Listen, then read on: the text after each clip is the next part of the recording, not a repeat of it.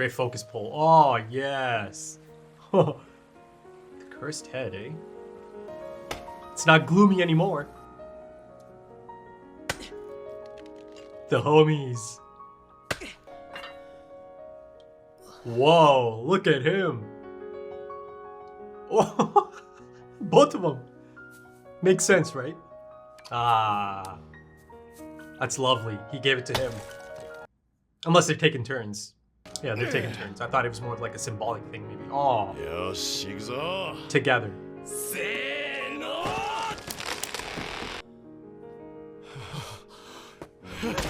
Oh.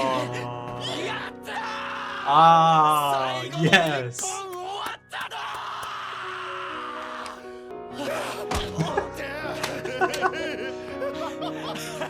Oh.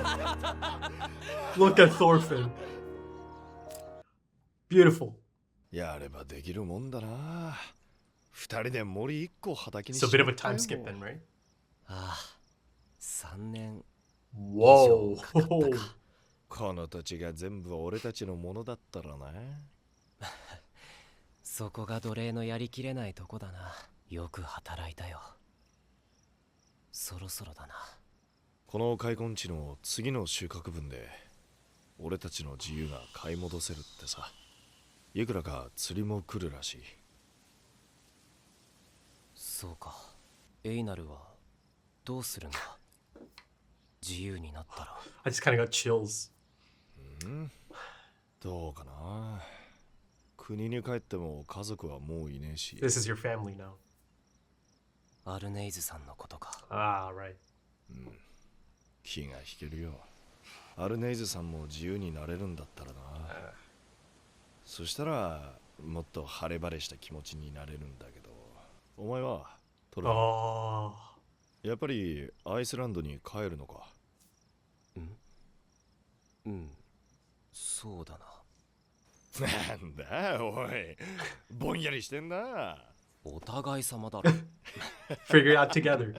He still didn't mention his mother and sister. いざ自由が目前に迫ってくると、このざまだ。I have something.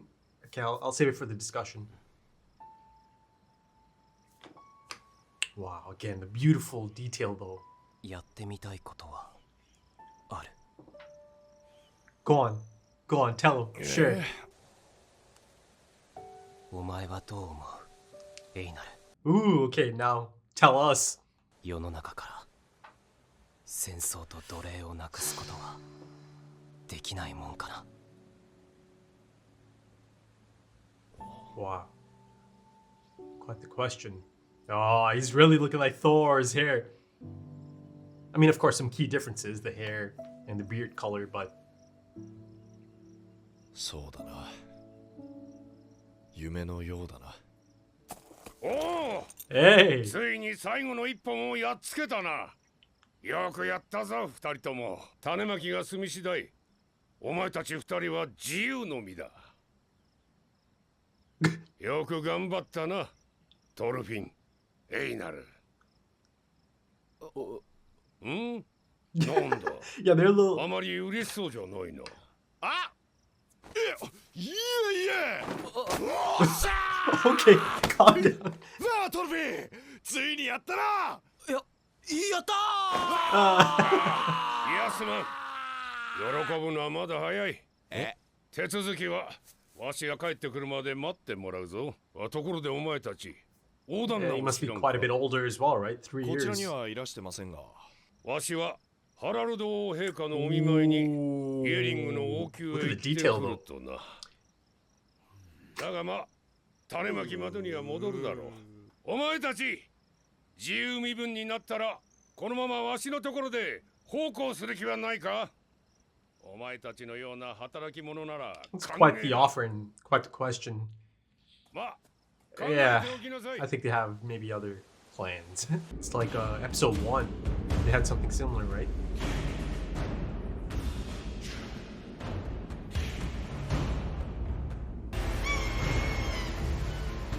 Nice. Whoa.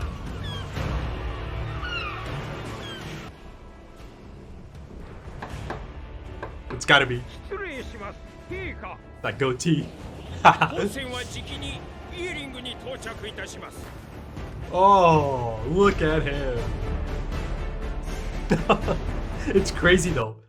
Thinking back to season 1 Knute and this Knute. Oh.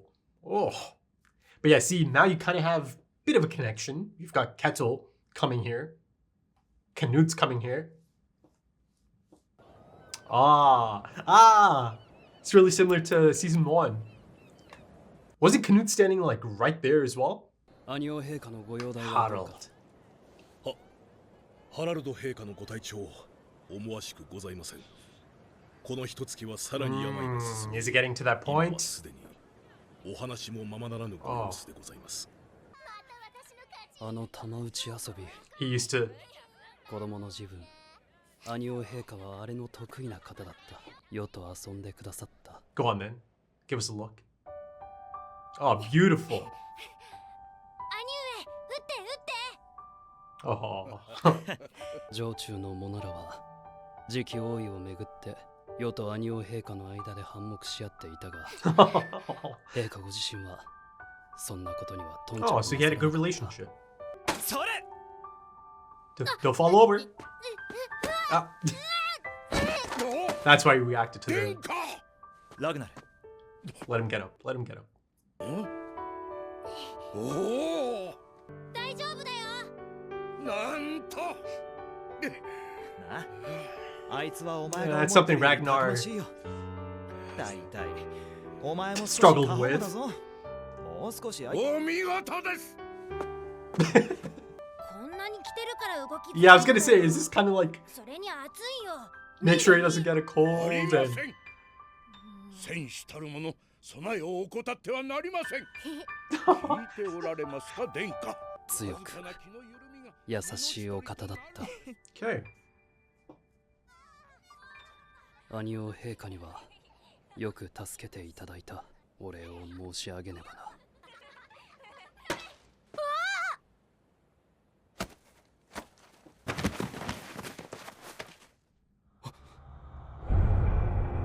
The cursed head. Swen's head. いかがされましたか、陛下。どうもせぬ Interesting. 兄ハラルドはデンマークを、弟のクヌートはイングランド。 Oh, okay. 関 Regal. 係は良好であった。クヌート兄様。 Oh. 本当にイエリングにいらしてたのね。陛下と呼びなさいエストリゼ急なんですもの。驚いちゃった。ご無沙汰しておりましたハラルド王 He resembles Swen, doesn't he?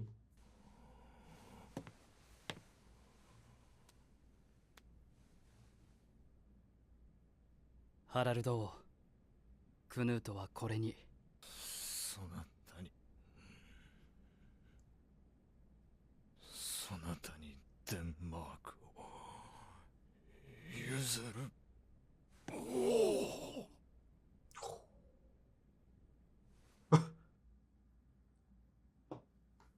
The subtle smile. 大したものだが、クヌート。 Oh, よくもそ知らぬ顔でそんな嘘がつけるも the のだ。 cursed head again. 自身が毒を持った相手を見舞うか。とんだ茶番だな。それでお前は一体何を成し遂げるというのだ。ハラルドはそなたに好意的であった。 Wow, look at な this. ぜ殺す必要がある。共に世を治めることもできたはずだ。王道楽土のためなどではない。そなたの心には野心が宿っておる。北海の帝王たらんという野心がな。 Undisputed. The absolute king. それが呪いだ。 He spoke of this 王 before. 冠の呪いなのだ。逃れられはせぬ。そなたはデンマークとイングランド二つの王冠をかぶり世の倍苦しみ I was gonna say it's an older Knute. なろう。Whoa. Oh. Beautifully detailed again. Is that the curtain on King Harold's run? Huh. Oh, yes. なんだ My goodness, the metamorphosis of トリフ様の Knute. 追いつけでお飲み物をお持ちしました。 Is that right? それはどこのものかは？どこと申しますと。いらぬ。喉は Love 渇 a い bit て of いない。 teal and orange. 毒を恐れるは自身が毒を用いるからよ。 Oh god, that imagery though. Oh yes. ラクド建設は国家の統一が前提です。王が二人いてはいずれ災いの元となる。 Different opinions. ハラルド王の死は必要なのです。一人前の王の考え方をするようになったではないか、クヌートよ。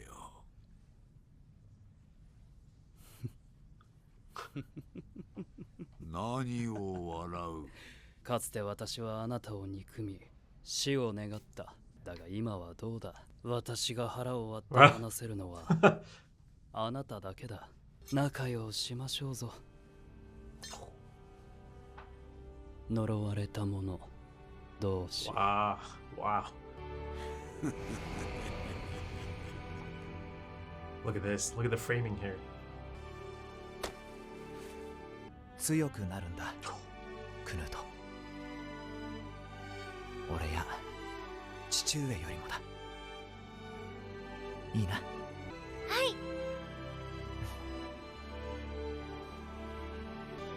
Oh. Wow. Goosebumps. さあ殿下 Ah. 私目が開いてですと Wow. Oh. Is he gonna be looking?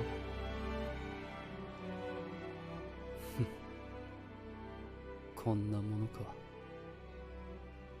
Wow. Oh. どうということはない。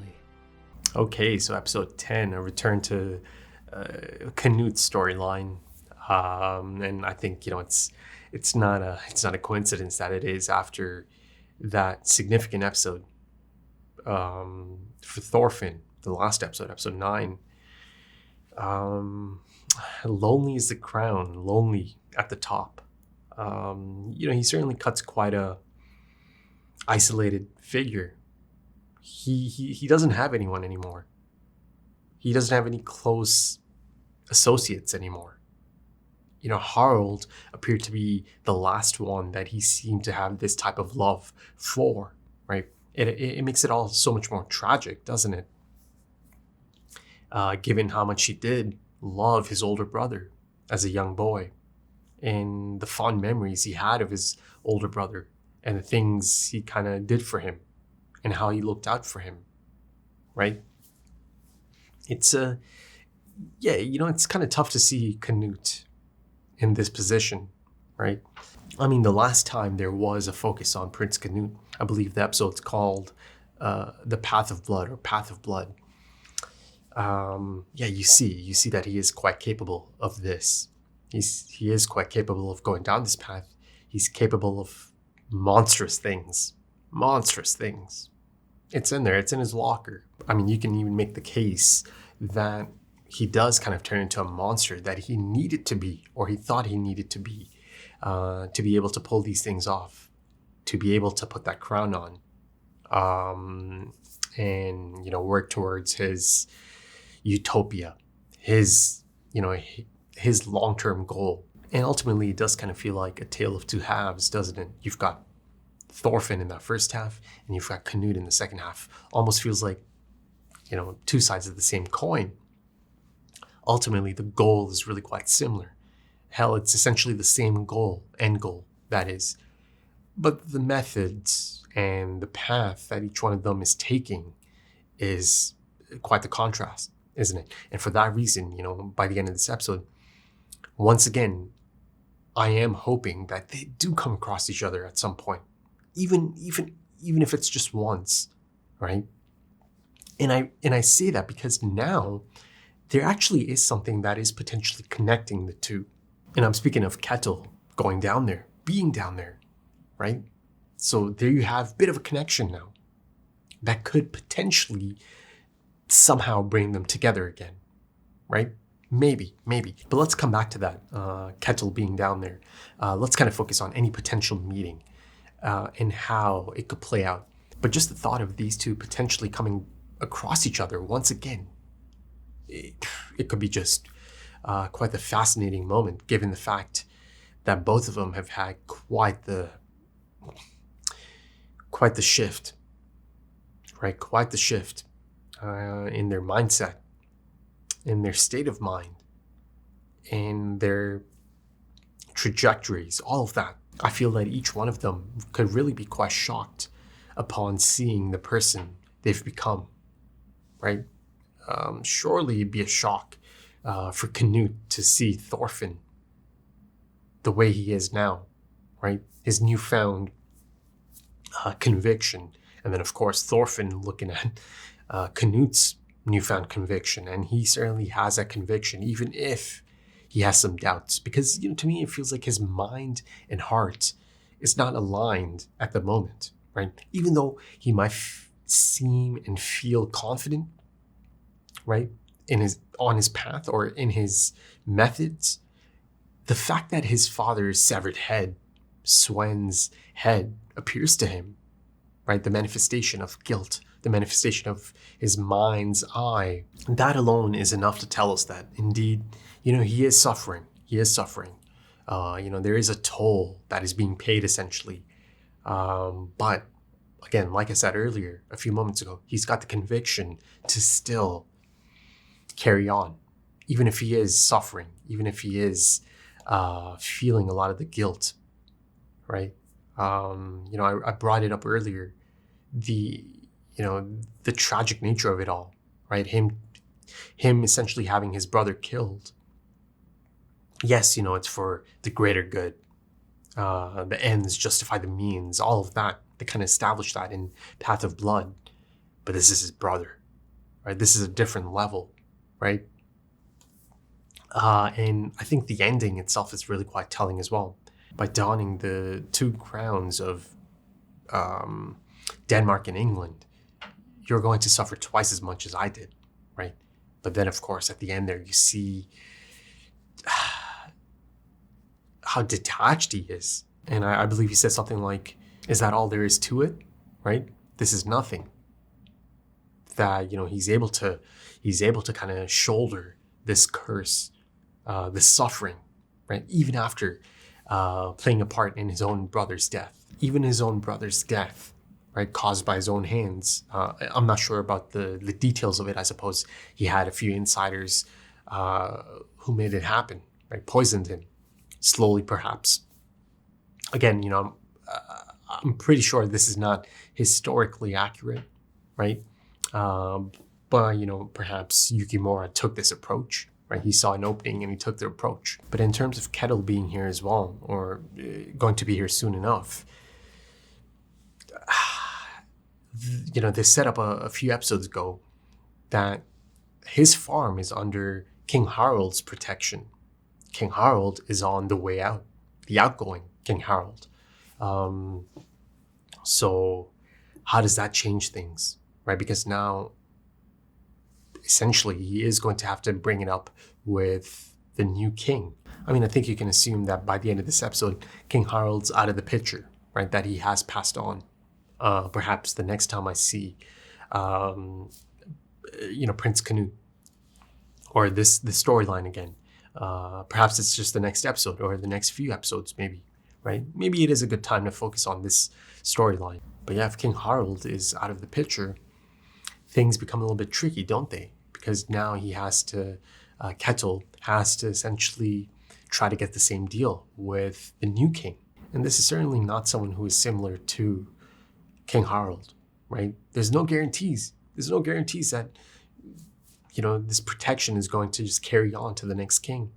So the future of that farm and its protection is certainly a major talking point at this point, I'd say. Because of course, Thorfin is there. Thorfin is there, and of course a lot of other characters, including Einar as well, of course, that us, the audience, has come to really care for. And of course, him leaving like that, I don't think there's any reason for him to die out there. I think he'll return, but it was a little bit ominous, him saying, "Oh, upon my return, you'll be free men." And of course, you've got Olmar in the background. He's rocking a stash now. Oh, also, let me just kind of get this right. So it's been 3 years since the day Einar showed up on the farm. Correct me if I'm wrong, but 3 years since then, right? But how about the time skip from episode 9 to this episode, as far as it goes for Einar and Thorfin? Because of course, clearly there's a bit of a time skip, right? Because they clear out a whole new section. But yeah, I thought it was a really lovely moment that Kettle was genuinely happy for them, excited for them, right? Proud of them, Thorfin and Einar, for their accomplishment, right? But then he almost immediately puts out that offer as well, right? Think about it.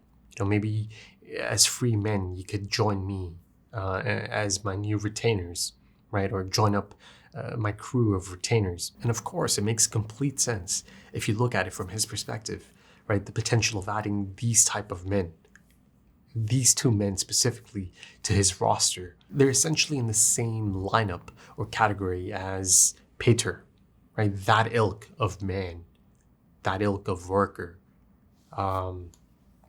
trustworthy and dependable. Now, given the setup from episode 1, and I'm speaking of Einar's narration, right? And then also just, it's been set up quite adequately that, there is something much larger for them out there, for Thorfin, for Einar, together. So yeah, of course, I don't think either one of them is actually going to be staying on or anything, that they are going to depart at some point. But that being said, it was beginning to feel like everything is going a little too smoothly, right? Surely there must be some more speed bumps ahead. Surely. It's only episode 10 out of 24. Unless, of course, maybe they do get to leave the farm, and then they'll maybe get into the next phase of Thorfin's story, Einar's story, their story together. But it's still pretty early days. It's not even the midpoint yet. So yeah, of course, I do expect them to depart at some point, but I think that there might be a few more challenges before that happens. But how about those opening moments of the episode, right? Thorfin and Einar together celebrating. I think one of the most beautiful shots of the entire story, of the entire anime, is their hands on that last tree together, right? And then, of course, they celebrate together. Man, I think it's a moment to treasure, isn't it? To see Thorfin so happy, legitimately happy, right? It felt so fulfilling to see him in that state, right? That's one of the things about this story, because us, the audience, has been following this young man since he was a child, right? So the audience has been through the different phases of his life. It has that sense of progression, and it is going to continue to have that sense of progression as well. There's a bit of a bittersweet moment, right? As Einar kind of mentions, too bad this isn't our land, or it couldn't be our land.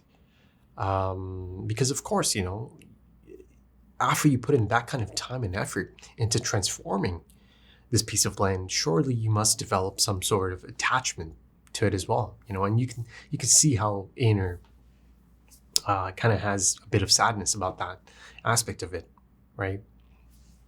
But yeah, I love how, they're kind of contemplating the next move after potentially becoming free men, right? It's right around the corner. And I feel that it's so realistic, given how they've spent the last few years having so much structure, right? Listen, I'm not saying it's the ideal situation for them to be in. It's slavery, But, there was this element of structure to their lives. But now, potentially becoming free men, the unknown, the path ahead, the road ahead could certainly feel daunting. I mean, you can kind of sense it and feel it, right? In the voice acting, in the presentation, that both of them feel a little bit unsure about the next steps. And like I just said, it feels realistic. It's not as if they can just go marching into the next thing fully planned out, right? I think Aynors said something along the lines of, freedom's around the corner, but they can't even think of the next step. But that being said, of course, Thorfin did have something that he's been thinking about, right? It's essentially the beginning stages of it, but he posed the question, right? He puts it out there. He puts it out there to his best friend, Aynor. Could you get rid, or could you rid the world of war and slavery, right? Oof, that's quite the question. It's quite the question, my dude. And then, of course, this line of thinking certainly tells you quite a bit about Thorfin and the things he cares about now, right? That he does want to make a change on a larger scale rather than just kind of focus on himself. That he is kind of looking out for the greater good, right? Perhaps, like I brought up a little bit earlier, his idea, his notion of utopia. And in terms of the question he is posing to Aynor, no, it's not possible. Not on that scale. It's just not possible. And, in that sense, if you look at Knute, the things he's trying to accomplish are not going to be possible in his lifetime either. But, like he stated, he can essentially kind of build the foundations for it in his own lifetime. So I'm going to apply the same thing to Thorfin. In his lifetime, he can try to make that change in his own immediate world, right? And that potentially kind of takes you back to one of the last few episodes of season 1, right? Leif Erikson reminding him of Vinland. So hopefully the beautiful picture that Leif Erikson painted for him in that jail cell of his, right, as Leif Erikson is on the other side, hopefully that comes back to Thorfin, right? And actually, this is a good point to kind of go back to my talking points from episode 1, or the discussion from episode 1. And this is around the time I was speaking of his potential trajectory in the future. And a lot of this is kind of based on Aynor's narration, right? The significant nature of that narration. Again, you can infer quite a bit. You could infer quite a bit in terms of their potential relationship in the future and how things play out, and the fact that he was actually, speaking with someone else as well. So now let's go through it again. So you see in that last episode that he has taken that new moral action, right? That significant new moral action. So he's certainly, gone from a child to an adult, for sure, right? But then you move to the next phase. I suppose his actual phase right now, his current phase at the moment, going from adult to leader, going from being concerned about finding the right path for himself to realizing that he must help others find the right path as well, right? It's kind of in that phase now. But then also there's the beginning stages and the sparks of leader to visionary. So from helping a few others find the right path in life to then seeing how an entire society should change and then live in the future, right? From that point on. It's there. So, it's great that, it feels great that I was essentially on the right track back in episode 1, right? And I think that's a credit to the beautiful setup in that episode. And also that is applicable to Knute as well, isn't it? Leader to visionary, for sure. But that being said, there's a few other things that are possibly applicable to Knute, right? He's he's going through an interesting point in his life, for sure. There's a bit of from leader to tyrant, just a bit of that. There's hints of that, right? You see that there is a bit of the corruption arc that is kind of coming into his character progression as well. Now listen, of course, in Knute's case, the question really does become, could he reach a point of no return, right? The cursed head, his late father's severed head, he just speaks of the ambition that burns inside of him, the ambition that is within his heart at this point, right? That he simply cannot ignore. And that is the curse. That is the curse of the crown that no one escapes from. Yeah, you see that some of that is consuming Knute, right? That's just how it is. You see it on display. And then, of course, that whole idea about the crown demanding only two things: to use its power and then to increase it. That certainly plays a part. It does. But that being said, I do think he's in control, but I also think that there's a few more learning opportunities ahead of him. I think there are some more significant turning points ahead of him. I mean, at one point, he kind of retorts that it was necessary, right? That King Harald's death was necessary because it is so important to unify the kingdoms or unify the nation in order to build that utopia or build towards that utopia. I mean, yes, a part of it is him trying to convince himself as well, right? In the face of guilt, in the literal face of guilt, that is the cursed head. But also, yeah, his approach, it makes sense from his perspective. It makes sense from the things they've shown us, especially in that episode as well, Path of Blood, right? It's essentially the path of least suffering because ultimately he knows that if both of them are around and both of them have crowns, sooner or later, the system, the people behind the curtain, they are going to try to divide them again, right? They are going to try to create that divide. And listen, at the end of the day, at no point does he believe that Harald is a problem. No, it's the system that's the problem, right? And you see that he is trying to change the system. He is trying to unify it into just a one crown and kind of, once again, build that foundation. So from his perspective, this is the right approach, the right move, rather than, war breaking out, civil war, conflict, him and his brother Harald being put against each other once again, right? The court getting up to their tricks once again, because sooner or later that is going to happen, right? And also there is that element of that unified vision of his, right? That it's got to be absolute. And also, let's not forget the really impressive visual storytelling of this episode. Yabuta Sensei himself doing the storyboard, beautifully executed. A lot of the imagery for Knute specifically is quite distinct, isn't it, right? I mentioned that he cuts quite a lonely figure, and you see it really leans into that aspect of it, doesn't it? You'll see that there's a lot of negative space in the framing for Knute, especially in that final sequence in his bedchamber, right? Or in his chambers, not bedchamber. He's kind of covered or surrounded by darkness, right? By emptiness.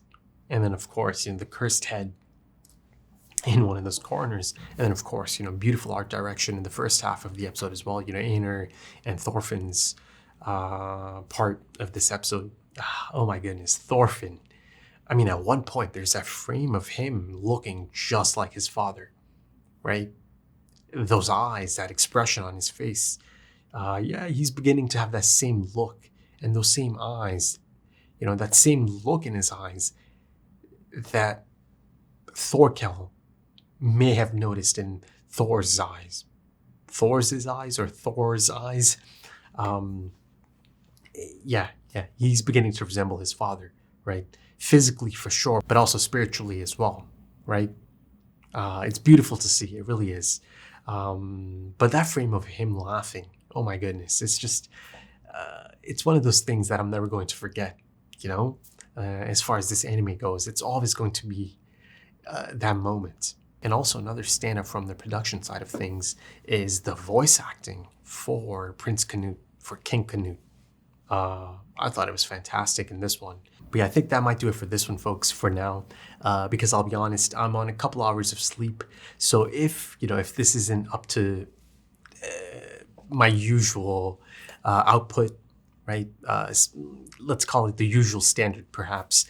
You'll have to forgive me for this one specifically because, yeah, I'm just running on a few hours of sleep right now, and essentially, I have to record it. I have to record it now, or I'm going to fall behind, right? It's just one of those cases, sometimes things don't always pan out how you expect them to or how you schedule them to, right? Just a few outside factors made this one a bit of a tricky one to get to this time. But yeah, it happens. It's life. You can't always have control. But yeah, if you enjoyed that, consider dropping a like, consider dropping some comments, giving your thoughts. If you are interested in timer-based full length or perhaps full opacity, consider checking out the Patreon page and potentially supporting the channel as well. If you are interested, the links are in the description and the pinned comment. Also links to social media, things like Twitter. Okay, right then. Thank you so much for joining me, folks, and thank you for your time, because time is precious. It really is. And I do hope to see you again soon for episode 11. Hopefully a bit more of Canute. He's really quite fascinating at this moment, isn't he? But thank you for joining me, folks, and I hope to see you again next time. Until then, take it easy.